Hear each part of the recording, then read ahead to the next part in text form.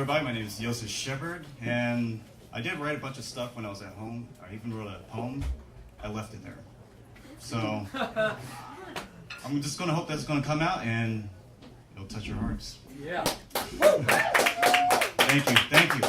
All right, so to set this off, I was speaking with Nikki here, and we were just talking about violence in general. We do not like it. And I assume that none of you guys like it either, right? Well, my thoughts is people are incomplete.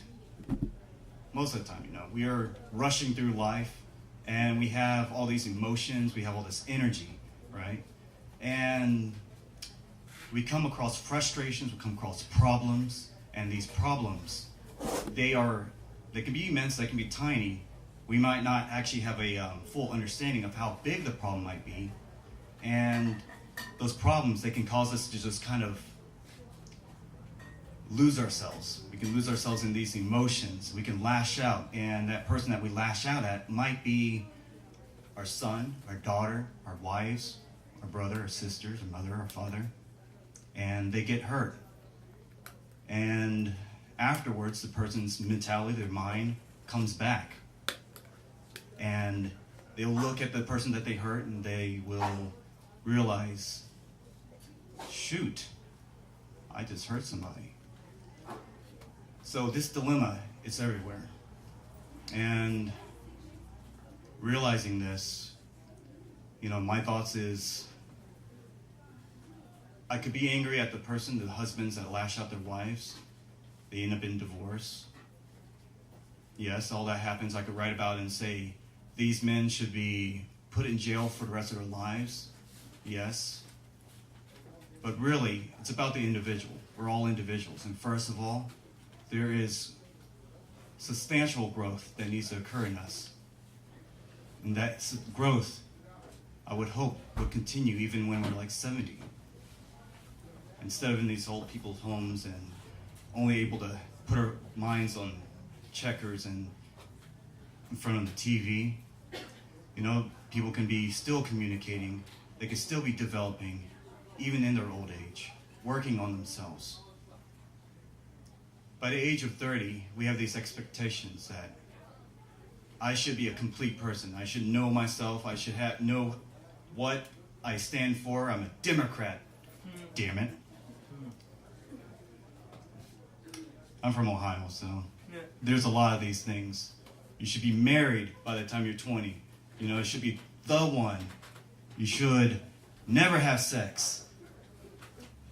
All right, so there's these repressions that occur in such an individual. These repressions, they cause frustrations. They cause you to be stuck, paralyzed. When you come across beauty, when you come across something that is desirable, you have no idea how to exist. And you come into this place called California. You guys are so amazing, beautiful. You guys work on yourselves constantly. It's amazing. I was a Lutheran, very deep into the Lutheran religion, and I still deeply believe in God, that God is the source of it all, and I reach out to God constantly. But I understand that there are so many structures out there that can help us, guide us to becoming balanced, centered, full, connected with one another, with ourselves, and I would hope that it would be with ourselves first that we become connected with. Then we become connected to God. We understand our place in this world. We can look in each other's eyes and we see, hey, that is a person standing in front of me. That is not an object. That woman, she's not an object. That car is just a thing to get me from point A to point B. My job is to help me to sustain my life, to take care of children, and to be able to live my life. It is not the end. It's not the end goal. There's so much potential in all of us.